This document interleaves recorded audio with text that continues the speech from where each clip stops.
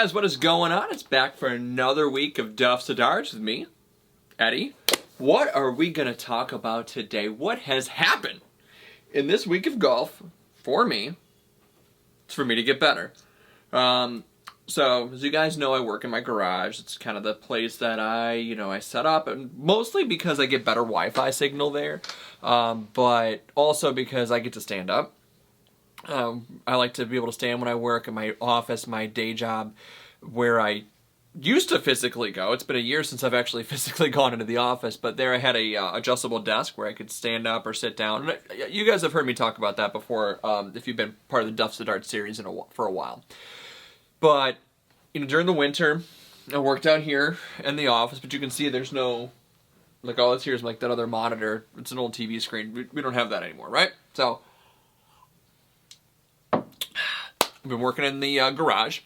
The great thing about that is I can put down my putting mat on the floor, and because of the garage it's tilted, I've been working a lot of left to right, right to left breaks while I'm working, and I need a couple minutes just to kind of get away and clear my head from spreadsheets I'm looking at, or I've been in a meeting for an hour and I need to just kind of reset. So I've been in there, but the fun thing with that is that with March Madness that started this past week, I've been able to have my TV on with March Madness in the background, make a couple of putts, go back to working on, actual work that pays the bills because that's what they pay me to do. Work on that, step away for a minute if I need to clear my head. But, with that, as you guys know, I have the tarp impact screen that I got. So that's super loud. I don't hit any shots during the day. While I'm working, no stress relief balls because that's gonna, make my wife freak out. I'm not gonna do that. So I'll chip a few throughout the day, and then a couple of times this week when we didn't have to go anywhere immediately after work, I would put in a 20-minute practice session, mostly working on 4 or 5 irons, and then scoring clubs 8, 9 iron, and then always with some wedges.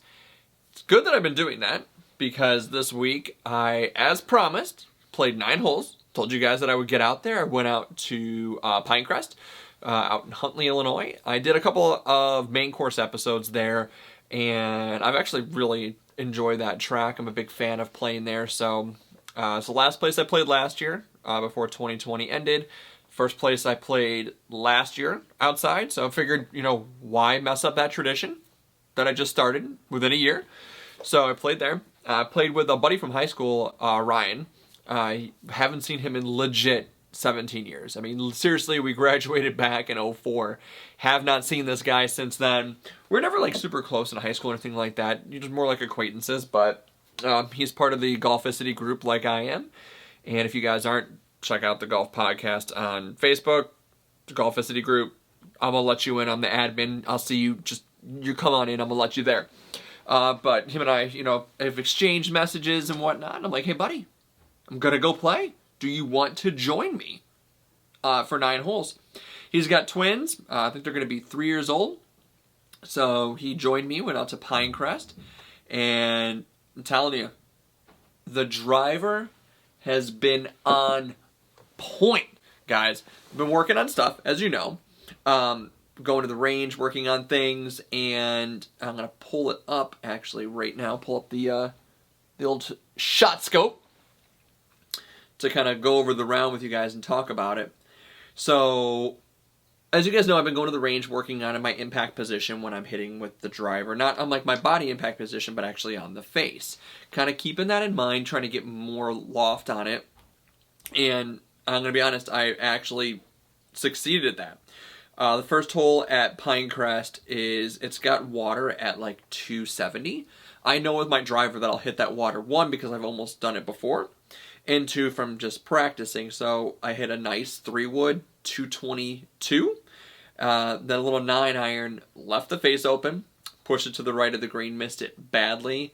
And this is where I noticed that immediately I need to start working on some stuff, is that's getting outside to practice. Because as much as I can chip in the basement, as much as I can chip in my bedroom, chipping on grass is a different animal.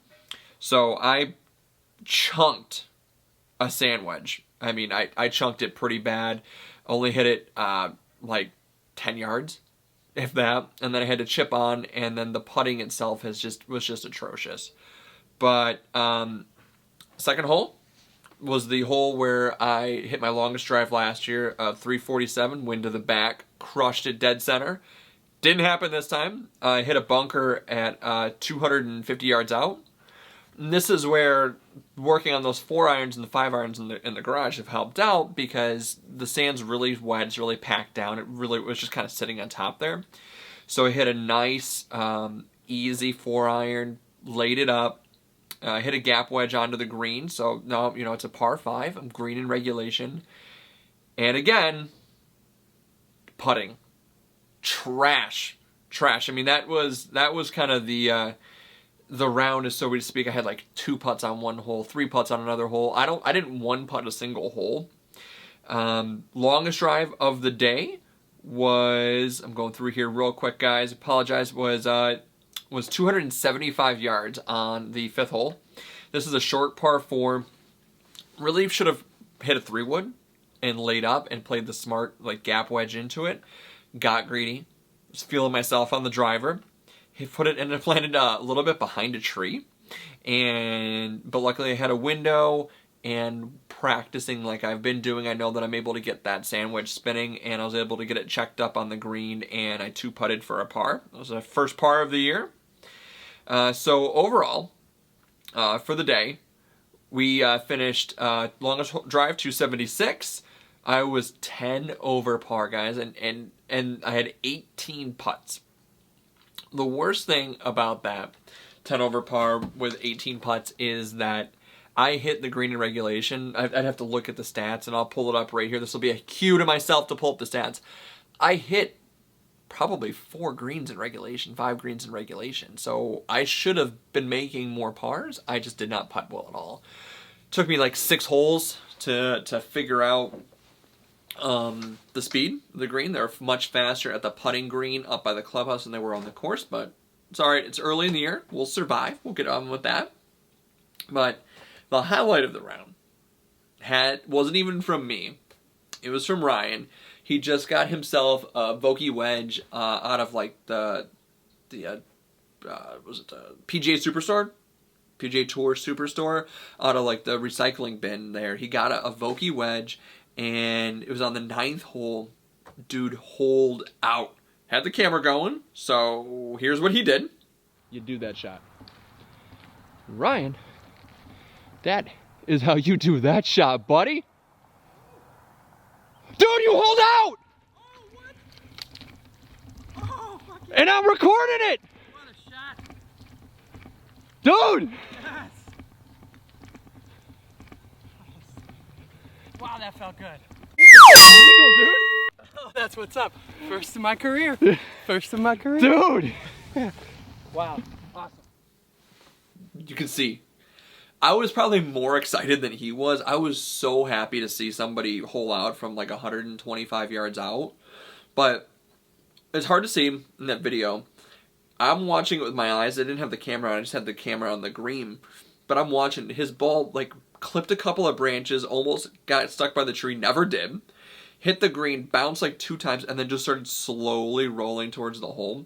And we're playing yellow balls, so you can see them easier, and you just see it going, and then just drop out of sight.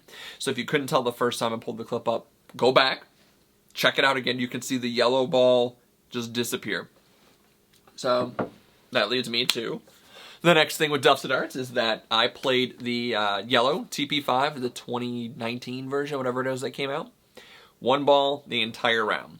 Now this ball, guys, was a ball that I took into the sim, and I practiced with it to kind of get a feel for it. I hit that ball for an hour straight into a sim. I've hit it into a net. It's kind of scuffed up at this point. A couple wedges into it, but I played the same ball 1 through 9, never lost it, never got it out of play.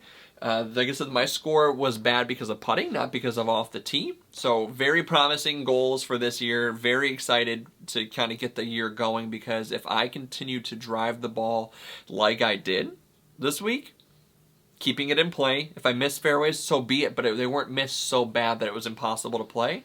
The irons I'm striking well. I hit I had one top shot, not gonna lie. One topped off the tee, feeling myself a little too much, overswing.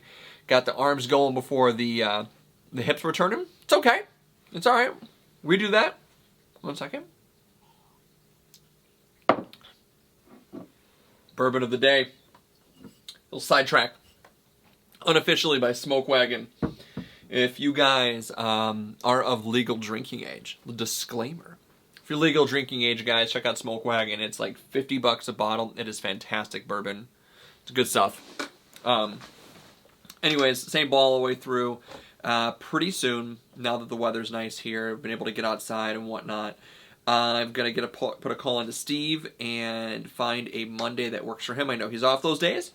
And check with Boone Creek, and we'll do that ball testing. But so far, that TP5, guys, solid ball, and that's the old version. It's not even the new one that excelled in the sim.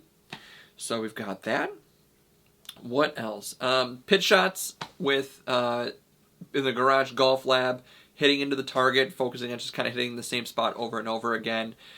Problem with that is that, you know, without having a simulator, and I don't know whether the ball's going left or right, and I don't know the true distances, I can just work about how it feels on impact. So at least we're striking the ball well this week, because I did chip so poorly and I putted so bad. A lot of putting practice, a lot of short game stuff. So I'm probably going to lay out the chipping mat, lay out the putting mat on the floor, set a target on there, and then work on my distance control chipping. I'll probably do that in the bedroom or maybe in the basement here after work.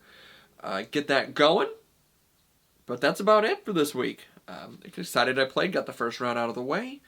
Try to get out there again next weekend, but no promises on that. I've got my nephews coming over on Saturday, so Uncle Eddie is going to be busy. So what's going on with that? But yeah. If you guys have any other questions, comments below, let me know. Hopefully you guys are working on your game as I'm working on my game. As always, guys, this episode of Duffs of Darts is presented by Sharper Golf. They've been helping me sharpen up my game. Hopefully they're going to sharpen up your game if you guys are interested. Warmer weather's coming, driving range in a box. The link is below. Has everything in it that you guys need to have your own practice space in the yard. Hitting mat, ball tray, ball picker upper. It's got one of those incline thingies in there. Oh, almost forgot something. I want to clear something up. Yep, Sharper Golf, driving range in a box. Check it out, link below. But last week I was talking about where to hit it on the face on the driver, what I was working on. You know, saying like, pretend like this is the driver face, and I was hitting it down here on the bottom, saying I was trying to aim up here. Michael Verska, shout out this guy. Michael Verska has been in the game for a long time. He's over at Callaway. Him and I were talking, and yeah, I want to point out that middle of the club face is always best. If you can hit it in the middle, that's always best. I was more so talking in this area right here, the fitter, when I was talking to him. He was explaining to me that in that area right here, you're going to tend to get more height and less spin. So I'm lining up in that spot, and I was noticing that I was hitting more towards the heel when I was setting it up in the middle. So what's going on with that is that I'm giving myself a little more room for error on my swing, and I am hitting more closer to that center area, so that's why I think that I'm getting better results. So I wanted to clarify that. V-Man, always appreciate the insight. He's top-notch, guys. If you ever have any questions on golf and you're on Twitter, look up V-Golf, man. He is the best in the business. He knows his stuff. But, guys, that's it for me. I'm glad I remembered that. Think I touched on everything I did this week. As always, guys, thanks for watching. Keep grinding.